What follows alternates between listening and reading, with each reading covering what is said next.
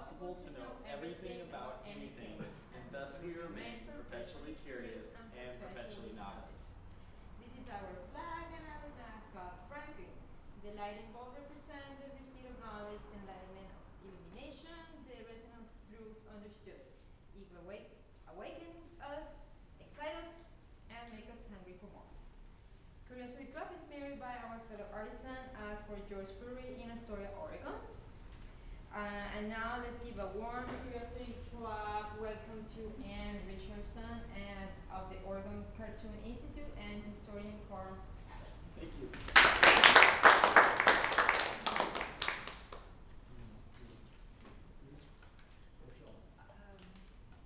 I'm going to introduce Carl because Carl was the person who really inspired me to propose this talk. And that's Carl Abbott, the historian who has written books about Portland history and who I went to when I was confused in the research that I was attempting to do about Oregon's and Portland's cultural history. I went to Carl for help and he helped me. So we began a conversation, and this talk tonight is an example of the conversation that we've been having since 2011. Okay, so what we're going to do is I'm going to do a very, very, very quick kind of intro to pick your period of time in Portland history, and then Anne's going to talk about some of the Portland pop that comes out of that. So we're going to go back and forth, and you'll be able to tell who's talking. So the first period I want to talk about very briefly is sort of Portland from the 1880s up to the 1910s. Portland is booming. Portland is the metropolis of the Northwest. This is the celebration of the Northern Pacific Railroad arriving, the booming, bustling harbor, fortunes built on rivers and railroads. Some of you may recognize the statue of Harvey Scott, Oregonian editor, sitting on the top of Mount Tabor, looking in the wrong direction, looking east rather than west, looking to the past rather than the future, but that was Harvey. And the Oregonian still has a certain tendency to look the wrong direction. You can see that the expansion of the railroad system. Portland became the focal point for the Pacific Northwest. In the 1880s, 90s, 1910s, it was the most important city in the Northwest. To hell with Seattle, Portland was more important. There we have, see the capital of the Columbia, again with all the railroads. We put on the Lewis and Clark Exposition, the first international World's Fair on the West Coast, before Seattle, before San Francisco, and before San Diego. And this is the era in which we've become a skyscraper city. You can see the Jackson Tower and my absolutely favorite Portland building, the Wells Fargo building from 1907. So that's the introduction. This is a booming, bustling, thriving capital of the Northwest. And our pop history begins in this period with the emergence of our country's first American-born media superstar, political cartoonist Homer Davenport, who was born in Waldo Hills, Oregon in 1867, and began his career, speaking of the Oregonian, came up to Portland to get a job, and briefly worked at the Mercury and briefly worked at the Oregonian. He went down to San Francisco, worked for the Hertz, the Examiner, I think, and was discovered by Hearst, and they together went back east to New York and took the country by storm. They were both young men with tons of talent who were willing to try new things, and Hearst had enough money to experiment with new technology. So combining the new access to new printing technology with Homer's ability to create insightful political caricatures, it was a great combination that both became rich. And Homer Davenport was so influential politically influential, his cartoons, that there was legislation proposed in New York State to outlaw his cartoons. It was called the Anti-Cartoon Bill, where they attempted to say it's not fair, and we want to make it illegal for him to do this. And he's most famous, if you go back to that, he's most famous for this cartoon that says, where he's, Uncle Sam is endorsing Teddy Roosevelt. The Roosevelt campaign hired him away from Hearst for 6 months just to help their cause and draw pro-Teddy cartoons.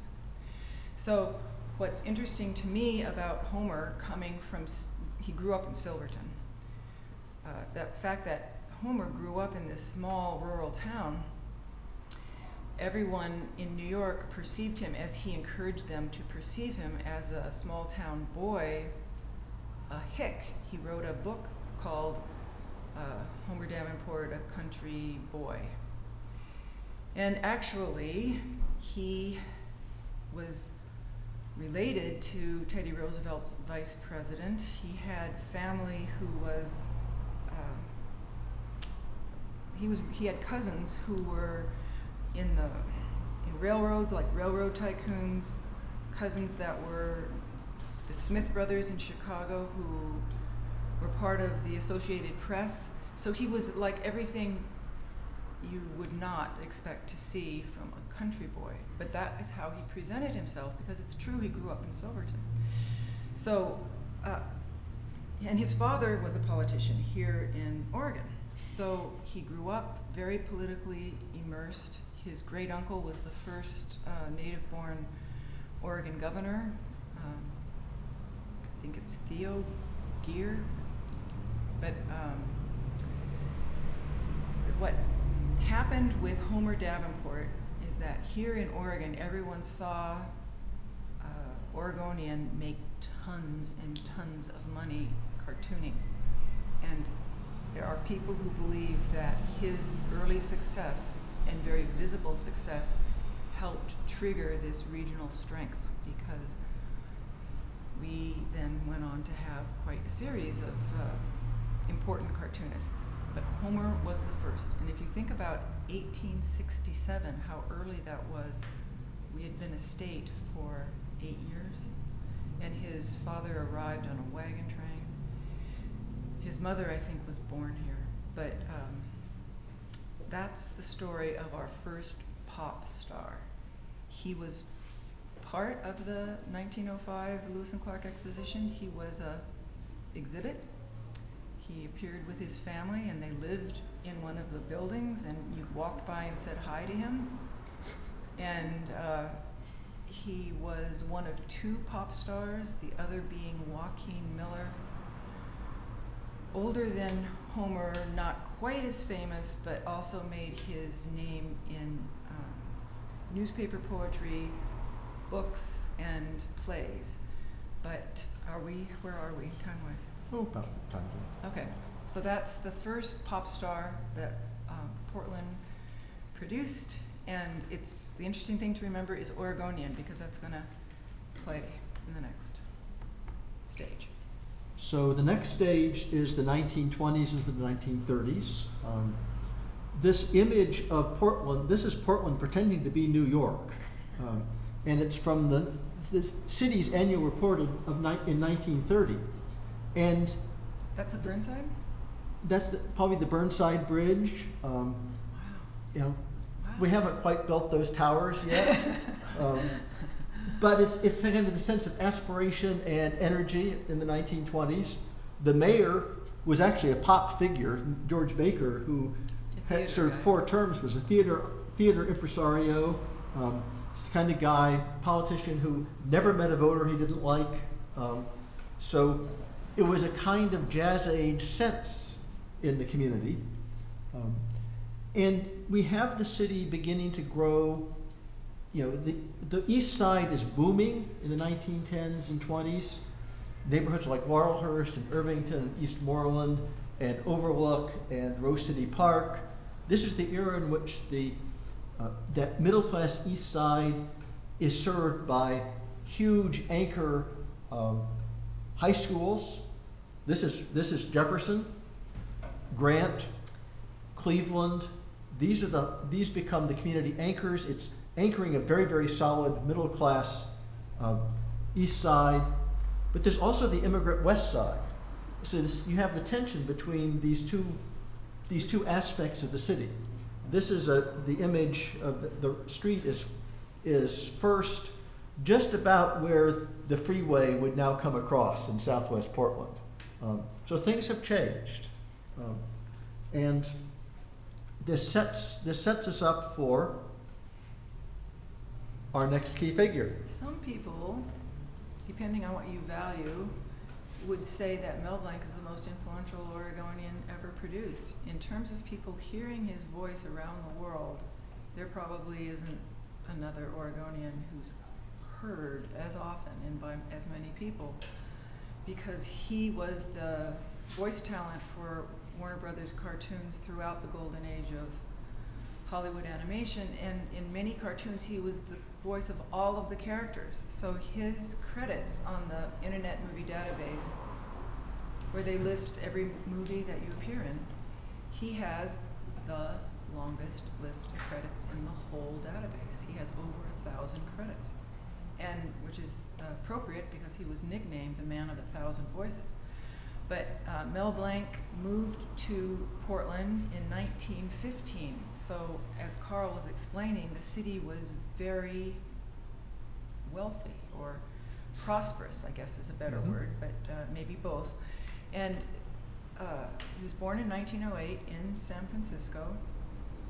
His dad had come out west to prospect for gold in Alaska, and didn't have a successful time, and on his way back stopped in San Francisco and fell in love with Mel Blanc's mother, and they moved up to Portland and opened a dress shop. So Mel Blanc was already 7 when he arrived. He attended Shattuck Elementary, he attended and dropped out of Lincoln High School. And in terms of looking at the city from a Mel Blanc point of view, we identified 5 different existing stages in Portland that he had performed on. Beginning when he was a child, he performed at the Neighborhood House, which is in Lair Hill Park. It was a settlement house where he learned to play the violin. I can theorize that one of the reasons he wanted to study the violin, or he was being encouraged to study the violin, is that a very famous child prodigy had come out of Portland, Louis Kaufman, and was now a huge violinist, or became, as Mel Blanc was growing up. He knew that Louis Kaufman had a successful career, and Louis Kaufman was in Hollywood. When you hear the theme in Gone with the Wind, da da da da, that's Louis Kaufman, who was from Portland.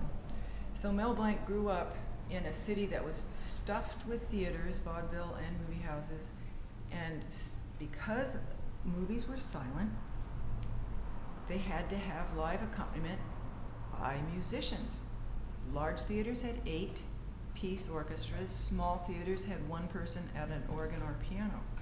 But if you think about a city that's full of theaters, and then each theater needs live music, that's a lot of musicians.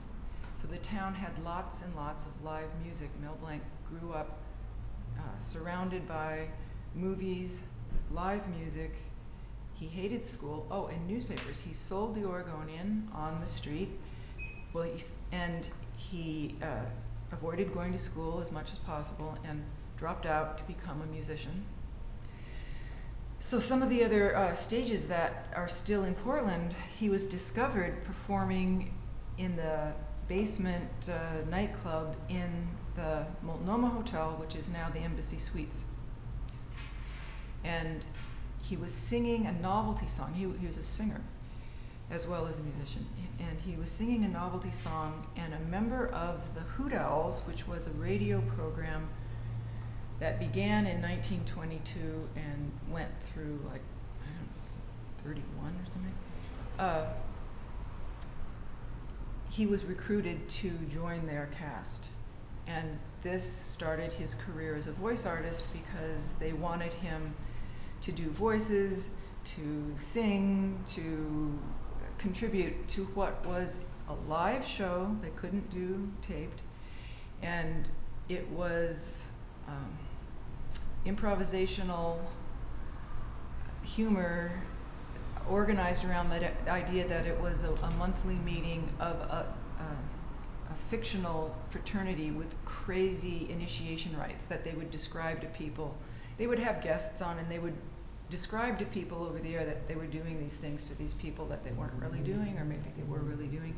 But they combined it with music, and it was very fast-paced, and people thought that everyone on the show was probably intoxicated because it was so loopy. And so this training in improvisational humor, it laid the groundwork for the rest of Mel Blanc's career as a voice artist when he went to Hollywood. His ability to ad-lib was a big part of his career success. So other people came out of the same period as Mel Blanc. One of them was the jazz band leader George Olson, who in 1922 was recruited by Florence Ziegfeld to go to Broadway. And Mel Blanc witnessed that happen also. So Mel Blanc had these role models of people who had gone from Portland to the big time. He had seen it happen. One of his bandmates, Del Porter, went on to found a band in LA called the Feather Merchants that employed Spike Jones as a drummer. Spike Jones took that band over and it became Spike Jones and the City Slickers. That was an Oregon musician, Del Porter, who started that band. But the through line there is that, I don't know if you know Spike Jones and the City Slickers, but it's the same thing, this really wild musical comedy, parody humor. That turns out to be a brand that we see updated maybe with Carrie Brownstein. But this artist, Mel Blanc, was very much formed by Portland. He spent 8 years here as a show business professional before he went down to LA and had his breakthrough at Warner Brothers and ended up making movie history. But very much his career started here. So he's the number two. Number two. Yeah.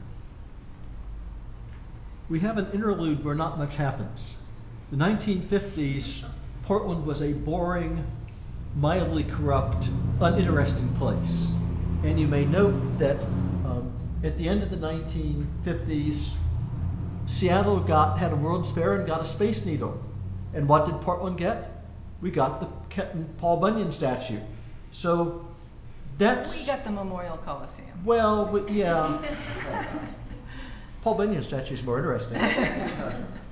So there is, Portland is, having been a really exciting place from the 1880s into through the 1920s, it falls behind in the 1950s, into the 1960s. It kind of snoozes, as I say. And then we shift. In the 70s, there's a real revolution. There's a kind of transformation of the city. Becomes what I call the do-it-yourself city. This is, people probably recognize this famous expose yourself to art poster with future Mayor Bud Clark doing the honors. At that point, just a tavern owner, a neighborhood activist. Who was drunk apparently when he had this photo taken. Could be. It was like a dare or something. Yes. Yeah. And what do we have? We have neighborhood activism in the late 60s and 70s. People know the Lair Hill neighborhood. It's full of restored, very attractive old Victorian houses. Note what the Planning Bureau said about it in 1967. Tear it down is basically what they said. 10 years later, what did they say? It's wonderful. Something's happening. People's brains have changed. And there's this is a still photo from Penny Allen's movie Property, which is made in and about in 1970s. In 1970, about the Lair Hill neighborhood. It's a great movie, very hard to sort of get your hands on, but well, Yeah, the way to get your hands on it is to Google Penny Allen on the internet, and she will sell you a copy from Paris where she lives. But it is possible to get it. You get it straight from her. Right. You have Freeway Revolts. The decision to rip out Harbor Drive and replace it with Tom McCall Waterfront Park. The decision not to build the Mount Hood Freeway, which, by the way, was not going to go to Mount Hood, was going to go out to I-205. This is a drawing showing what it would have done. Would have gone just south of Division, between Division and Clinton. So I popped in a little image of the Clinton Street Theater just to show you what would not be there had the freeway been built. I think the Clinton was built in 1916. Be about right. Yeah. And neighborhood activism, grassroots activism, conservationists become environmentalists. The very strong environmental movement, again, grassroots. Rain magazine, very important in kind of shaping the environmental, kind of new environmental consciousness in the 1980s in particular. Transformation in City Hall. Over on one side you have a cranky old guy. City official makes war on hippies. That's Frank Ivancy. Old Portlanders will remember that name. New Portlanders don't need to.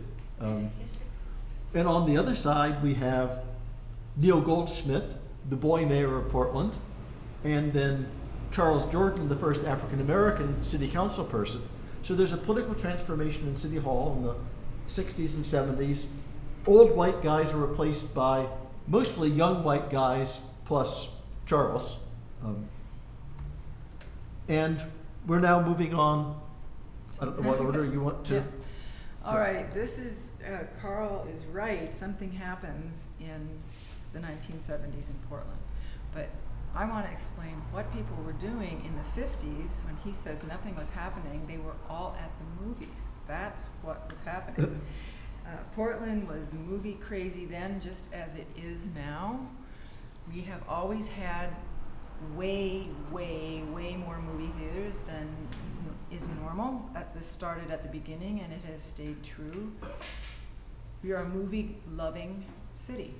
And I'll just interrupt. When I came to Portland in 1977, and what struck me as much as anything was the neighborhood theaters had survived, and most of them were showing family movies. A few were, of course, but most of them were showing family movies. It blew me away. Yeah, this feature of Portland is something that I hypothesize happened because of the building boom in the 1910 period, where we were putting in neighborhoods, we were putting in streetcar lines to serve those neighborhoods. These streetcars ran on electricity, which was cheap and abundant, and in order to, so they lay the cables or whatever, and it's DC because they have to have direct. It has to be steady for these trains. And then you'll see on a map of Portland, every single movie house then, and the ones that survive from then that are still there, are on a streetcar line. Every single one, there are no exceptions. You didn't get off the train and walk 3 blocks to a movie theater. You got off the train and you walked to the end of the block. And so we hardwired into our landscape this access to movies because the theaters went up the same time the streetcars went in because they were using the same electrical lines. The carbon arc projectors, which is what movies started out with, needed a ton of electricity and to get that really sharp light. So the city has still, if you look at the maps of the streetcar lines that existed and the theaters that existed, you can see that there was this coming together of these two separate social developments, mass transit, mass entertainment, and it has stayed part of our culture in Portland to have these little neighborhood theaters that went in with the building of the neighborhoods. So, one of the things that happened in the 50s that Carl left out was the first independent feature film, Okay. which was not made in Portland, but was made by the scion of the Portland movie theater magnate John Parker, who owned all the theaters. His son, John Parker Jr., in 1953 made an independent feature in Los Angeles. This is the first sound era feature, independent feature. This later, as you know, became something that we did, but this first one was made by John Parker Jr. in LA. 1972, the movie theater chain had been sold to Tom Moyers. 1972, Tom Moyers Jr. makes the second independent film by a Portland director. And that film had as its DP Will Vinton, who 3 years later would win an Oscar with Bob Gardner for Closed Mondays, his clay animation short. So Portland after Will Vinton and Portland before Will Vinton are two different cities, I believe. When Will won his Oscar and stayed here and set up his movie studio, Will Vinton Studios in Northwest Portland, he changed the way the city the way the city was, the way the city looked, the way the city acted, because it was a place where you could stay here and conquer the entertainment world. So in 1987, Will Vinton is on television with his clay animated specials. 1987 was a year where, besides Will being on network television, Matt Groening made his his national television debut on Fox, on the Tracy Ullman Show with The Simpsons. Jim Blashfield had a career on MTV. It had begun, but it was really taking off in 1987. Brad Bird, who's not from Portland but is from Corvallis, he had his network debut with I can't remember the name, but it was Steven's Amazing Stories. He did his animation appeared on that show in 1987. Bill Plimpton was Oscar nominated in 1987 for his first animated short, and Mike Richardson, who had just started a Dark Horse the year before, had his first breakout hit with a comic book called Concrete. So all of these things happened in 1987, and of course they didn't come out of nowhere. The infrastructure that was present in Portland to support the emergence of these talents is part of what Oregon Cartoon Institute exists to research. But of the group that I read off to you, Groening, Vinton, Plimpton, Blashfield, Bird, these are animators. And we, of course, continue to have this as a regional strength. So we had a pop culture explosion, and because a lot of it happened with people living outside of Portland, you know, Bill lives in New York, Matt lives in LA, Brad lives in LA, it's not often seen as part of Oregon cultural history. But if we had more time, I could explain to you exactly how tied into our cultural history it is, and the way that these careers happened because of institutions that were put in place, some of them way back with our first chapter. That is, for example, Portland Art Museum, which was founded in 1892. So there were, in terms of when they say a culture, you know, something that nurtures or encourages growth, we had created a culture that encouraged independent media making, and that is now what we are still seeing.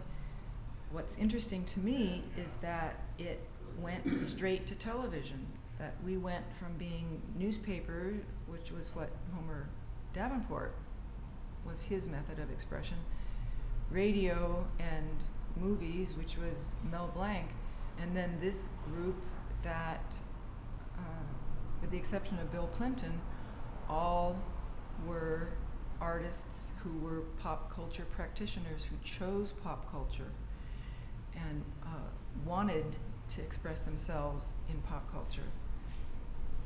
Of course, I don't really completely understand this. I am very much of the mold of the Curiosity Club, where I'm like, this is an interesting thing to think about. And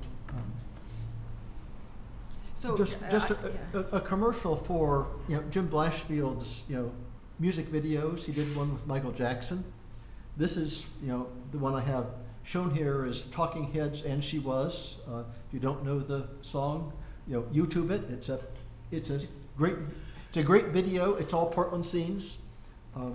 And by the way, if we went back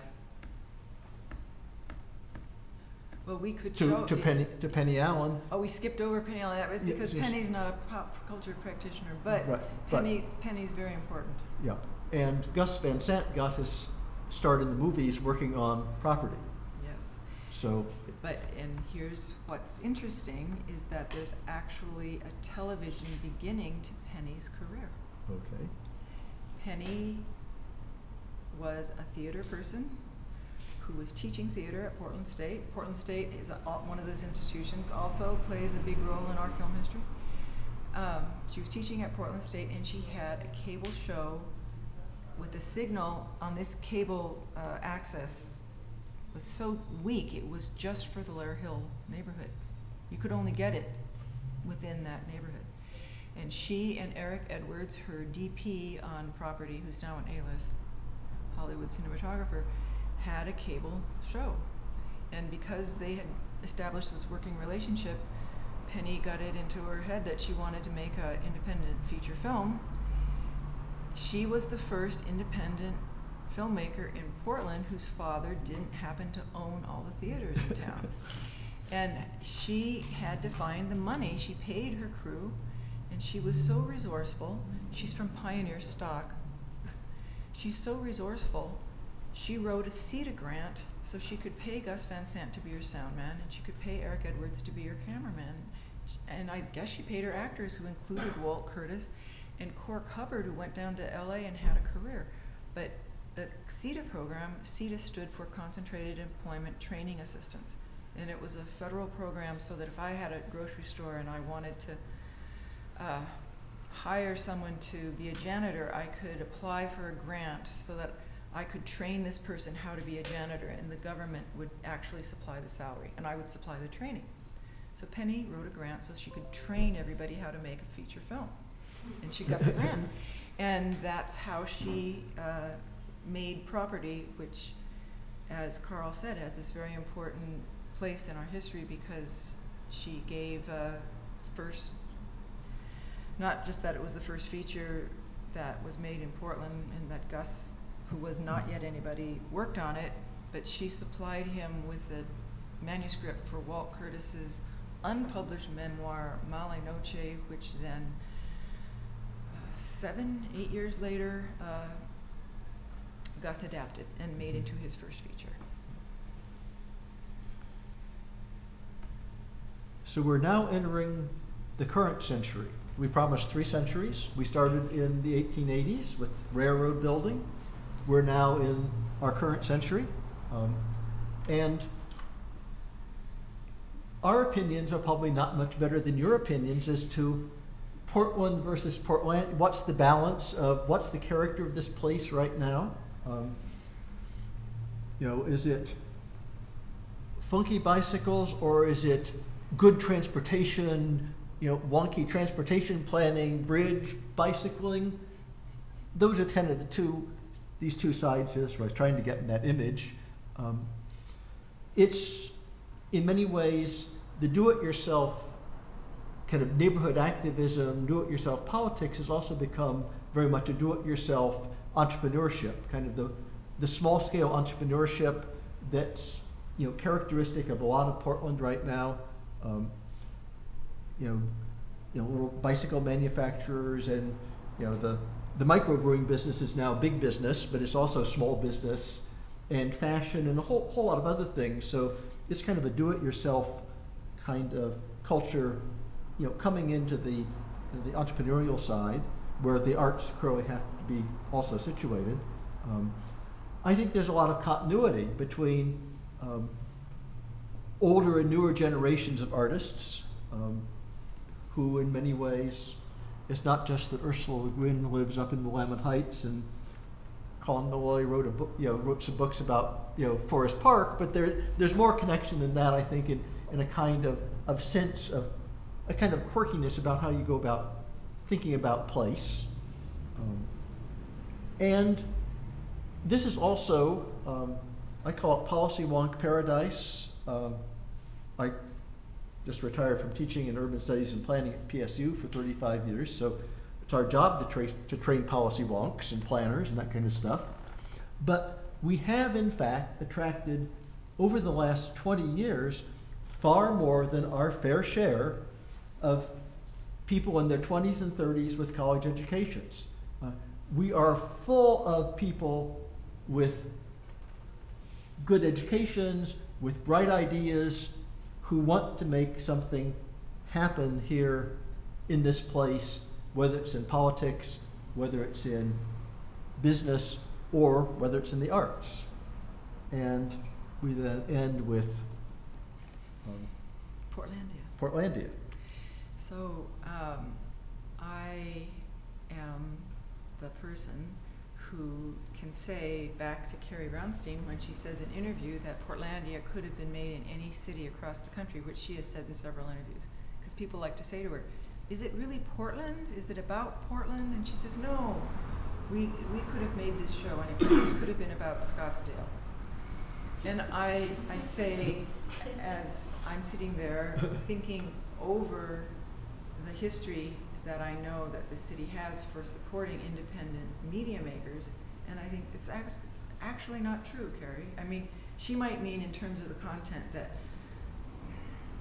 the characters could live any place, but in terms of the crew that she uses, the people who made her show, who actually make her show, they came from this culture and this web of institutional support and commercial services that way predate her show. And it's very easy for me to show. In fact, I took a paper to a history conference that showed how you could take the people, actually Carrie's producer, David Crests, who he worked with, who trained that person, and it goes all the way back to the first filmmaker in Portland. Generation to generation transfer of technical information and mentoring. It's only 4 artists. The first independent filmmaker to really make a success of his choice to make his living with his camera, Jessie Sill arrived here in 1912 with a camera that the cameras were so new. The camera he owned was made by hand. That filmmaker in the 70s, this period of time that Carl was talking about, actively mentored and worked with a young filmmaker named Ron Finney, so that Ron Finney was being helped in his career start by this guy who was one of the very first filmmakers ever in Portland. And I'll perform right now this genealogy if I can. Carrie Brownstein's producer is David Crests. David Crests' first job in film was for a production company which Will Vinton founded. It wasn't his animation company, he had another ad agency. So he, that was his first job, actually. It was an internship, was at Taillis. Will Vinton, in turn, had his mentoring at a crucial point in his career from a filmmaker whose name Norm Dimmick you won't recognize, but whose impact was very important. He had a processing lab on Sandy. He was from the silent era, and Will was directed by people, go talk to Norm Dimmick, because Will was a undergraduate at Berkeley, and he wanted to modify his father's home movie camera to do stop motion. And they said, you know what, there's this guy, he can help you. And Norm Dimmick helped him at this crucial juncture, and Will told me this story 3 times before I finally figured out that I should find out more about this person. So Norm Dimmick had a processing lab on Sandy. Norm Dimmick was born in 1910. He modeled his career, which combined being an independent filmmaker with having a processing lab. He modeled it on the career of Jessie Sill. So it goes Jessie, Norm, Will, David, Crests. And all of this is media that was Portland-centric. And we have the people who stayed here, and then we have the people who left, but they're all part of our history. And that's it. It's time for questions. That's it. You guys Yep. have been so quiet. I expected to hear all of these questions. And I'm embarrassed if we mention names that you don't recognize. So you can ask us, who are you talking about? That's fine. Well, having grown up in Arizona, I've been up here over 30 years. Yeah. But there's no place in Arizona, they all take themselves way too serious, and there's no place quirkier. I mean, there's other places in the country, but Scottsdale is a horrible example. I don't know if Carrie's ever been in Scottsdale. Yeah, well, she probably has, but it's a horrible example. I can't think of any place in Arizona that could have produced Scottslandia. Well, right. I mean, it Scottsdale, just wouldn't. I mean, there are other places in the country, Yeah. but that's Not a one. bad example. Yeah.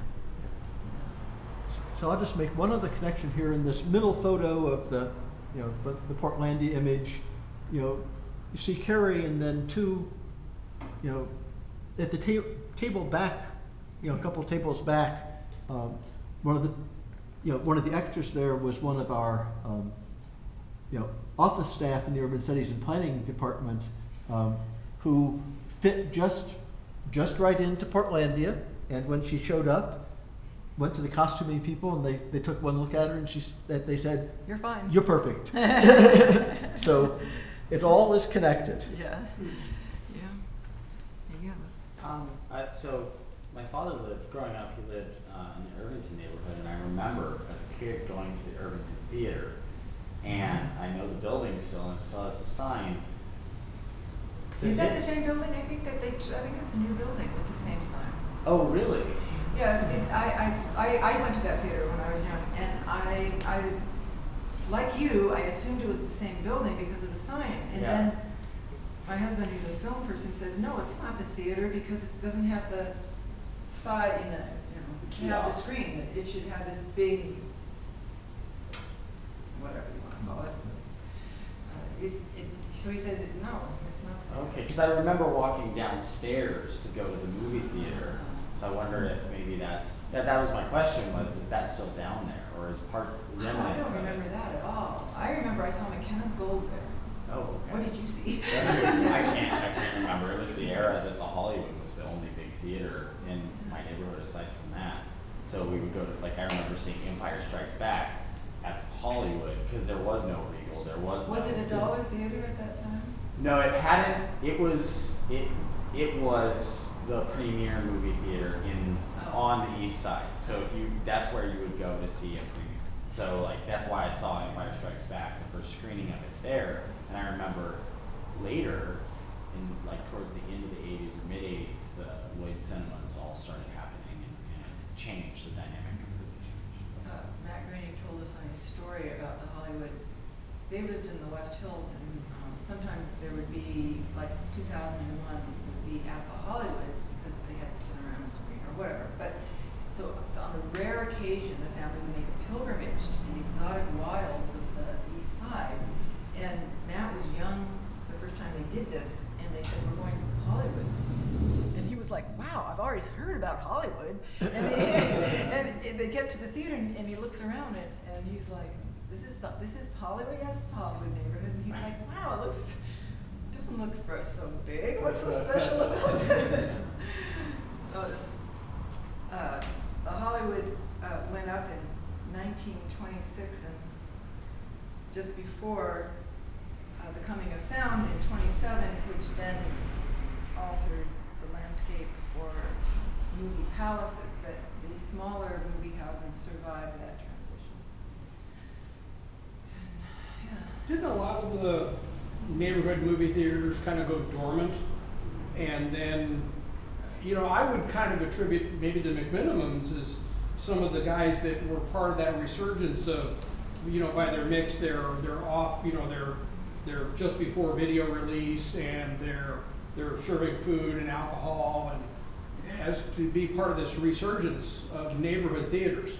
Well, part of it is just accepting that people in Portland are crazy about movies. So it is just a question of figuring out how to meet the existing demand, because this was the first thing that the new president of Reed, when he was recruited to come here in 1910, the first thing he did is write a paper documenting, he counted heads. He wanted to understand why everyone was going to the movies.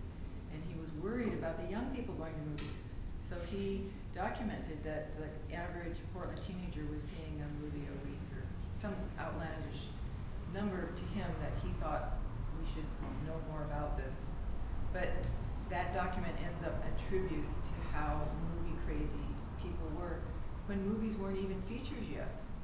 People were into movies here, big time, and I think that they always have. Yeah, and some of the theaters, you know, the Laurelhurst, the, you know, St. John's, you know, Silverton, you know, persisted all the way through, and obviously they've gone through changes. So, you know, the Laurelhurst has, you know, gone to multiple screens and beer and pizza, which is a very good idea. But there is continuity there. The Roseway, so it is a really interesting. It's part of that. It's that entrepreneurial culture that you were talking about, right? Yeah. Where someone is willing to say, "Let's just do it. Let's have a movie theater." Yeah. So in your top description, you had mentioned Nike and Wieden and Kennedy as something you might discuss. Yeah, we love I was that. curious to see how you tie that into the story. Well, it was Phil Knight's innovation, I guess, that he used the celebrity endorsement, you know? And so he's basically a pop culture practitioner in that he's working with Wieden Kennedy or whoever his ad agency was. He's using these pop culture figures to sell his product. This was part of his business success. And what I was saying is that his willingness to see himself as a pop culture practitioner is, to me, part of his DNA as a Portlander, and his father was a newspaper man. So the being savvy to how media works, that was part of his life. The same way that it was part of Homer Davenport's life to understand how politics works. And you can almost tie that into like a continuation out of the song. Yeah, and I love the fact that that's what Travis Knight chose to do. But Travis was trained by Will Vinton, and the continuation of Will's success is wonderful to see. And so what has happened is that this rash of writer, director, producers that we produced in the 70s, we're not continuing to produce them. We are starting to specialize in a different area. We are specializing now in the producer, the independent producer. That's what David Crests is. That's what Travis Knight is. So that's what Neil Kopp is. That's what is his name, Daniel Oster, the Grimm. These guys are producers. And I'm happy to see that this has started to happen, that we are creating producers, because producers will stabilize production, and it's a maturing of the scene. But when I started doing this 9 years ago, that wasn't true. That was still Aaron Katz was making films, and James Westby was making films, and Matt McCormick was making films, and so it was like, oh, we're producing new writer-director producers. But the producers are starting to really pull ahead in terms of their achievement, which I think is good. Well, Portland's always been a real center for marketing and advertising that ties into this. I mean, Wieden and Kennedy is the kind of the rock stars because of some of their clients and some of their big projects. But just like Will Vinton, I mean, there's always been a huge hub of marketing and advertising and printing in this town. And that's Will's career was in advertising. I mean, television advertising. California Raisins were an ad. So, but it's not so simple that Will set out to be an ad man. He set out to be an independent filmmaker who specialized in stop motion animation, but he was working in Portland advertising agencies like his day job, and he'd go home and animate. So he moved in between these worlds, and that really is our strength. The size of the city makes it possible for people to have these multiple identities, and it helps everybody. Well, sometimes you have to go over to the dark side, the commercial side, to pay for the creative side. But to show you how important that thread of our film or our media making history is, the Oregonian, founded in 1850, reaches the whole state and parts of Washington. So it's like a captive audience, this huge population. So his name is David, I believe, David Botsford, came out from, I think, Minneapolis, an ad guy at the turn of the century to sell ads for Myron Frank to the Oregonian. And he quickly realizes that he'd rather be making the ads than selling the ads, and he sets up Botsford Constantine Gardner, this ad agency that then Homer Groening, Matt's dad, enters the ad agency when he comes back from World War II as a production assistant, is exposed to filmmaking through life in an advertising agency, becomes the vice president, then goes out on his own, has his own ad agency, and a lot of these artists that I rattled off saw Homer Groening as a role model because he was an independent filmmaker who wasn't living in poverty. He was commercially successful, and he also had the freedom to make his own films, so his own short films. So he employed Will Vinton, and he inspired Bill Plimpton, and his business success was a beacon to this next generation of filmmakers. But Homer Groening was born in 1919, so he was born in the silent era. That's continuity of our history. And just one other comment about Portland as a center for advertising.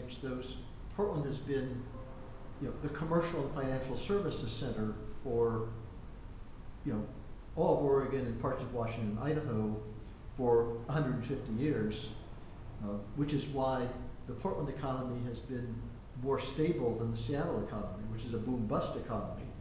It's been booming quite a lot recently, but it's a boom-bust economy, and Portland's a much more stable economy because of all these business and commercial and financial services, like advertising, that the city provides for a big chunk of the American West.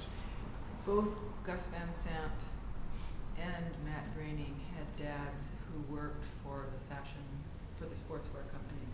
Gus's father came out to work for White Stag, and Matt's father, Homer Groening, worked for Jansen. That was his big account. So these overlapping circles are a part of why we created these independent filmmakers. They had these, sources of stability. But David Crests, another example, his agency, when he went out on his own, was to make music videos and ads. That's what he did. And one of the first ones he made was for Wieden Kennedy. So,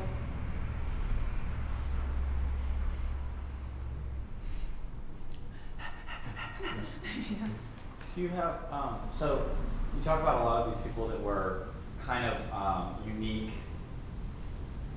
pioneers, and it seemed like some of them were kind of a rarity for being commercially successful, at least in the beginning. So, you talk about like Homer, or, these kind of like pioneers of the era. Was there anybody, or are there any unique personalities that kind of fell by the wayside but had it, that had really neat stuff that you've come across over the course of That years? you're like, oh, if they would only. You're like, oh, this was amazing, but they never quite made it to this. But like, for instance, the guy who developed film on Sandy and helped with, are there any standout personalities you personally are like, oh, this person's amazing? Well, when we did the Homer Groening night as part of the screening series Mid-Century Organ Genius, the Groening family supplied the first retrospective of his short films, and they came and spoke about him and spoke about his films, and they received the question, why didn't Homer go down to LA? And they said he didn't want to. He didn't want to leave Portland. So the person asking the question was disappointed, like, I want to have seen what he would have done with a feature film. And what Matt and Lisa said was he didn't want to make a feature film if it meant leaving Portland. So he didn't have the ambition. He didn't see himself as an arrested development trapped. Right. He was choosing this world that he then had complete freedom within. So that's not exactly what you were talking about. You're talking about somebody who would have had it. Or that you just personally really love their work or something. Do you have any standouts where you're like, I love this little... Ron Finney won't show his work. He's just he won't show his work, and I wish that he would. So some people don't want to become a celebrity, and they make choices to make sure that doesn't happen. Yeah. But Portland is a good place, I think, to be a person who doesn't want to be treated like a celebrity. I don't think it's such a big problem here. So I'm going to have to leave. So maybe there's one, What's the question? I'll Anne can stay here forever. So Carl, Yes. can you tell us a little bit about prosperity in Portland? Like you were talking about the first stage of development, Yeah. the wealth. Mm-hmm. Do you see the development that's happening in Portland now as a revisiting of that, or are we anywhere close to that sense of the high per capita income that was true in the 1880s? We're moving rapidly back in that direction, I think, and that early prosperity was based on Portland being the focal point for the natural resources that were being pumped out of the Northwest, and now the prosperity is not based on those. I mean, certainly there's a good foundation. I mean, whether it's wheat or grass seed or wine, there's still plenty of productivity in Oregon resources that's feeding money into the economy, but it's also a different kind of entrepreneurship. Smaller scale, but also, I mean, obviously the tech and software industries. So national markets in a different way. I mean, Portland really is serving national markets as it did before, but with very different kinds of industries. Do you feel like we have more control? Like it's less of a colonial outpost than it was? No, I think we're still A dependent on colonial. outside capital. Yeah. Yeah. So we still are a colonial outpost. Yeah, but it's a nice colony. We're a provincial capital, And it's a great province to be the capital of. So, do you think that Portland is movie mad, as I've described? Yeah. See, I love people who give one-word answers. I love it. Absolutely, absolutely. Yeah, and makes it, I guess, proof of it is that everybody's like, oh, really? That's the proof that something really is pervasive, is when nobody realizes it. It's so pervasive that everybody accepts it as the norm. Got to compare it to my hometown, Which is? Dayton, Ohio. Yeah. Daytonia would not be the same as Portlandia. Let me guarantee you. Wow. Yeah. So, well, we all through. All right, well, let's give another big hand for Ann and Carl. Thank you very much. We will return on May 31st with Colt Bowden of Mac Sign Painting with his talk, The Ghost of Portland Sign Painting. It's a historical look at the tradition of hand-painted signage in Portland. Thanks again, and we'll see you in a few weeks. That would be cool. Yeah, I think so.